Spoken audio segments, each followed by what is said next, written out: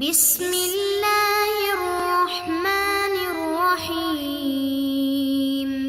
السلام علیکم معزز طلبہ کرام، آپ سب کیسے ہیں؟ آج ہم نور الانوار کے سبق نمبر 69 کو پڑھیں گے، اور آج کے سبق کا عنوان ہے سابقہ مسئلے پر ایک اعتراض۔ آج کے ہمارے سبق کی عبارت لا یقال فینبغی الا تقطع الرجل الیسری فی الکرۃ الثانیۃ ایضا سے شروع ہوتی ہے۔ آئیے سب سے پہلے عبارت پڑھتے ہیں، اس کا ترجمہ کرنے کے بعد اس کی وضاحت کی طرف بڑھتے ہیں۔ مصنف علیہ رحمہ لکھتے ہیں لا یقال فینبغی الا تقطع الرجل الیسری فی الکرۃ الثانیۃ ایضا۔ آپ لکھتے ہیں اس پر یہ اعتراض نہ کیا جائے کہ مناسب تو یہ ہے کہ دوسری مرتبہ میں بھی بایاں پاؤں نہ کاٹا جائے، مناسب یہ ہے کہ دوسری مرتبہ میں بھی بایاں پاؤں نہ کاٹا جائے، اس پر یہ اعتراض نہ کیا جائے۔ لِأَنَّا نَقُولُ إِنَّ الرِّجْلَ غَيْرُ مُتَعَرِّضَةٍ بِهَا فِي الْآيَةِ، اس لیے کہ ہم یہ کہتے ہیں بے شک جو پاؤں ہے اس کا ذکر آیت میں نہیں ہے، غیر متعرضۃ بہا، اس کے ذکر کے درپے نہیں ہوا کوئی بھی فی الآیت آیت میں، فلا بأس ان یثبت بنص آخر، تو اس میں کوئی حرج نہیں ہے کہ اس کو کسی دوسری نص سے ثابت کریں۔ والید لما كانت متعرضة بها في الآیت، اور رہا ہاتھ تو جب آیت میں اس کا ذکر ہے اور جب آیت میں اس کے درپے ہوا گیا ہے، وتعین الیمنی مرادا منہا، اور پھر دایاں ہاتھ مراد بن کر متعین بھی ہو چکا، تو لا يجوز ان تثبت اليسرى بخبر الواحد الذي لا تجوز الزیادة به على الكتاب، تو پھر جائز نہیں ہے کہ بایاں ہاتھ کاٹنا یہ ثابت کیا جائے خبر واحد سے، اور خبر واحد بھی وہ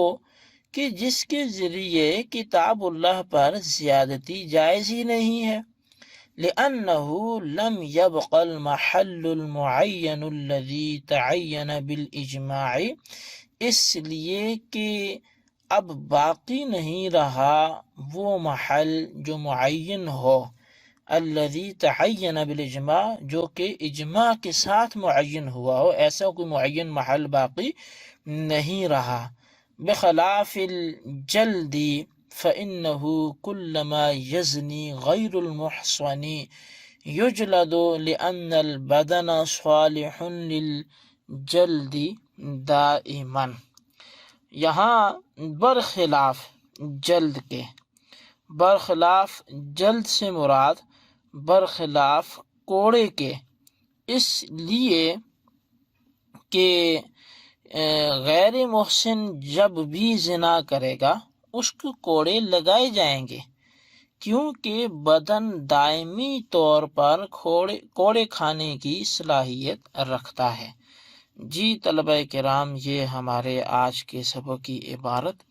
اور اس کا ترجمہ تھا۔ اب آئیے اس کی وضاحت کی طرف بڑھتے ہیں۔ لا یقال فینبغی سے شارح علیہ رحمہ ایک اعتراض اور اس کے جواب کو ذکر فرما رہے ہیں۔ چنانچہ اعتراض کا حاصل یہ ہے کہ جب لفظ قطع مصدر عدد اور تکرار کا احتمال نہیں رکھتا، تو دوسری بار چوری کرنے کی وجہ سے آپ نے بایاں پاؤں کاٹنے کی اجازت کیسے دے دی؟ کیونکہ چور کا دایاں ہاتھ کاٹنے کے بعد دوسری بار چوری کرنے پر بائیں پاؤں کے کاٹنے سے بھی قطع میں تعدد اور تکرار پایا جاتا ہے، حالانکہ آپ احناف کے ہاں تکرار اور تعدد تو جائز ہی نہیں ہے، آپ تو تکرار اور تعدد کے قائل نہیں ہیں، تو آپ پھر دوسری مرتبہ جو چوری کرنے پر بایاں پاؤں کاٹنے کی تجویز دیتے ہیں، یہ کیسے درست ہو سکتی ہے؟ تو اس کا جواب یہ ہے کہ آیت جو ہے السارق والسارقۃ میں پاؤں کا ذکر قطعاً نہیں کیا گیا۔ وہاں کس جگہ پہ پاؤں کا ذکر کیا گیا؟ البتہ ہاتھ کا ذکر کیا گیا ہے، اور اجماع اور حدیث قولی اور فعلی سے دائیں ہاتھ کا مراد لینا بھی متعین ہو چکا ہے۔ حدیث قولی تو یہ ہے کہ ابن ماجہ میں حضرت عائشہ صدیقہ رضی اللہ تعالیٰ عنہ سے مخزومیہ کے بارے میں مروی ہے کہ نبی علیہ السلام نے چوری کرنے کی وجہ سے ان کے دائیں ہاتھ کے کاٹنے کا امر فرمایا ہے۔ اور حدیث فعلی یہ ہے کہ صفوان ابن امیہ سے دار قطنی میں مروی ہے کہ نبی کریم رؤوف الرحیم صلی اللہ علیہ وسلم نے ایک چور کا دایاں ہاتھ گٹے سے کاٹا۔ حضرت عبداللہ بن مسعود رضی اللہ تعالیٰ عنہ کی قرات بجائے ایدیہما کے ایمانہما ہے۔ بہرحال اجماع، حدیث قولی، حدیث فعلی اور ابن مسعود رضی اللہ تعالی عنہ کی قراءت سے ثابت ہے کہ آیت میں دایاں ہاتھ مراد ہے۔ بس جب آیت میں فقط ہاتھ کا ذکر ہے اور پاؤں کا ذکر بالکل بھی نہیں ہے، تو ممکن ہے کہ پاؤں کا کاٹنا بائیں کا وہ اس آیت کے علاوہ کسی دوسری نص سے ثابت ہو، اور جب بائیں پاؤں کا کاٹنا کسی دوسری نص سے ثابت ہے تو آیت میں مذکور فقطعوا صیغہ امر کی دلالت عدد اور تکرار پر نہ پائے گی۔ لیکن اس پر بھی یہ اعتراض ہو سکتا ہے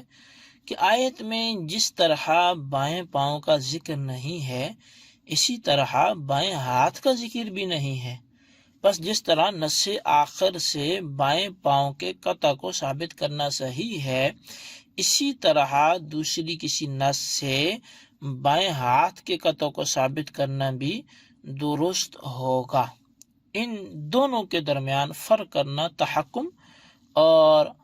ترجیح بلا مرجع خام خواہ کی بات ہے۔ تو اس دوسرے اعتراض کا جو ابھی ضمناً پیدا ہوا، اس کا جواب یہ ہے کہ بائیں پاؤں کے قطع کو نص آخر سے ثابت کرنا صحیح نہیں ہے جیسا کہ شارح نے کہا ہے، بلکہ حق بات یہ ہے کہ دوسری بار چوری کرنے کی وجہ سے بائیں پاؤں کا کاٹنا اجماع سے ثابت ہے، جیسا کہ علامہ ابن حمام نے فرمایا، اور رہا تیسری بار چوری کرنے کی وجہ سے بائیں ہاتھ کا قطع، تو اس کو اس خبر واحد سے ثابت کرنا جائز نہیں ہے جس سے کتاب اللہ پر زیادتی کرنا ناجائز ہے، اور خبر واحد سے بائیں ہاتھ کا کاٹنا یا خبر واحد سے بائیں ہاتھ کے کاٹنے کو ثابت کرنا اس لیے ناجائز ہے کہ دائیں ہاتھ کے کٹنے کے بعد وہ محل باقی نہیں رہا جو اجماع سے متعین ہو چکا ہے، یعنی دایاں ہاتھ جو اجماع اور حدیث سے متعین ہوا تھا وہ باقی نہیں رہا۔ بخلاف الجلد سے ایک سوال کا حقیقت میں جواب دیا جا رہا ہے۔ سوال یہ ہے کہ الزانیۃ والزانی فاجلدوا میں زانی اور زانیہ اس میں فاعل بھی عدد کا احتمال نہیں رکھتے ہیں، اور فاجلدوا صیغہ امر بھی عدد کا احتمال نہیں رکھتا ہے، تو لہٰذا غیر محسن نہ زنا کا ارتکاب کرنے کی وجہ سے اس کو صرف ایک بار کوڑے لگانے چاہیے، اور اس کے بعد زنا کرنے سے کوڑے نہ مارے جانے چاہیے۔ حالانکہ حکم ایسا نہیں ہے، بلکہ ایک بار کوڑے لگنے کے بعد اگر اس نے دوسری بار زنا کیا تو بھی کوڑے مارے جائیں گے، اور اگر اس کے بعد تیسری بار زنا کیا تو تیسری بار بھی کوڑے مارے جائیں گے۔ تو اس کا جواب یہ ہے کہ کوڑے مارنے کا محل آدمی کا بدن ہے، اور بدن جیتے جی ہمیشہ کوڑوں کی صلاحیت رکھتا ہے، چنانچہ غیر محسن جب بھی زنا کرے گا اس کو کوڑے مارے جائیں گے۔ بس یہاں مسبب یعنی کوڑے مارنے کا جو تکرار ہے، یہ سبب زنا کے سے تکرار سے ہوا، اور محل یعنی بدن اس تکرار کو قبول کرنے کی صلاحیت بھی رکھتا ہے، اور یہ بات گزر چکی ہے کہ سبب کے مقرر ہونے سے مسبب مقرر ہو جاتا ہے۔ اس کے برخلاف سرقہ ہے کہ سرقہ میں قطع کا محل بالاجماع دایاں ہاتھ ہے، پس جب پہلی بار چوری کرنے کی وجہ سے دایاں ہاتھ کاٹ دیا گیا تو محل قطع باقی نہیں رہا، اور جب محل قطع باقی نہیں رہا تو قطعیت میں تکرار بھی ممکن نہیں ہوگا۔ جی طلبہ کرام، یہ ہمارے آج کے سبق کی عبارت اور اس کا ترجمہ اور اس کی وضاحت تھی۔ آج کے سبق میں کوئی بات رہ گئی ہو، اشکال رہ گیا ہو تو پھر سے سنیں، اس کو کلیئر کریں اور اس کے خلاصے کو اپنے رجسٹر پر نوٹ کریں، بالخصوص ان سوالات کے جوابات دیں۔ سوال نمبر 1 یہ ہے کہ بخلاف الجلد سے کون سے سوال کا جواب دیا جا رہا ہے؟ اعتراض مع جواب تحریر کریں۔ اور سوال نمبر 2 یہ ہے، اگر کوئی شخص یہ کہے کہ بایاں پاؤں بھی نہیں کاٹا جانا چاہیے کیونکہ تکرار ہو رہا ہے، تو اس کو کیا جواب دیا جائے گا؟ اللہ تبارک و تعالیٰ سے دعا ہے جو کچھ پڑھا سنا اسے یاد رکھنے کی توفیق نصیب فرمائے، آمین بجاہ النبی الامین صلی اللہ علیہ وسلم۔